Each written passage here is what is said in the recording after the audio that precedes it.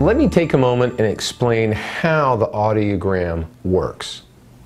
So what we're doing is tracking the level of hearing in the left and the right ear.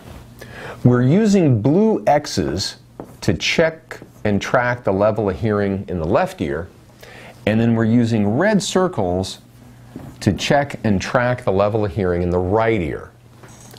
The way the audiogram is built as a graph is we're measuring frequency or pitch, and we're measuring volume or power.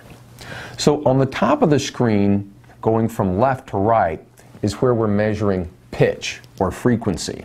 We've got our deep tones here on the far left-hand side of the screen, our mid-tones in the middle, and our high tones on the far right-hand side.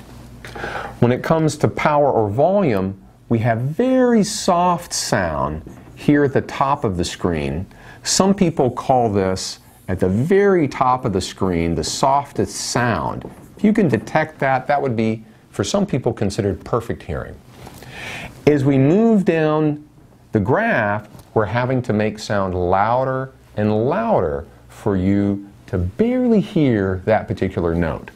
So when we get down to the bottom of the page at 110 and 120 decibels, that is loud. In most people's cases, it's dangerously loud or excruciatingly loud along here. So let's look at how your hearing is being measured today. You can see in the right ear, here with the red circles, we're just below sharp perfect hearing in the low and mid-tones. And then as we move in the upper mid-tones and high tones, we see a very distinct drop-off down to 50 decibels right at this level. Looking at the left ear, you're also hearing below normal, but a little below perfect, more at a mild loss in the lower and mid-tones, but we have a much sharper distinctive loss as we move from the upper mid-tones down into the high tones along here, down to a level of 80 and 85 decibels for the left ear. So where the right ear loss is down to 45 to 50 decibels, the left ear loss is down to 80 and 85 decibels. So much more extreme in the left ear. Here's what that means. Let me erase this real quick. When it comes to hearing voices, sounds in words have different pitches or tones to them. In the deeper tones, the area that you're hearing better, you're hearing the vowels really well. You're hearing letters like B, D, G, the R's, the M's. Those are deeper, and they have more power to them, so you're picking those up better.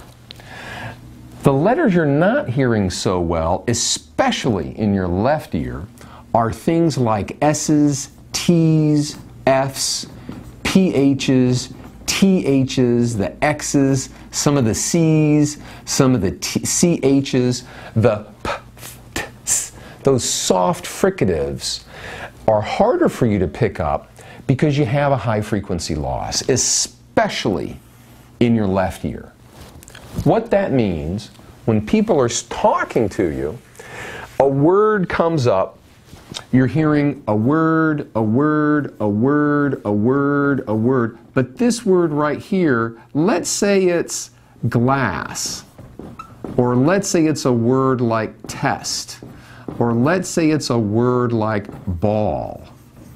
Your brain may not hear parts of those letters as well as other parts, so your brain starts to guess. Because it's guessing about that word, it really misses these next two words. It gives you the impression of people talking too quickly. It gives you the impression of people mumbling, not speaking as clearly as they used to, when in fact, they're speaking the same way they always have. It's your hearing that's affecting how things sound to you.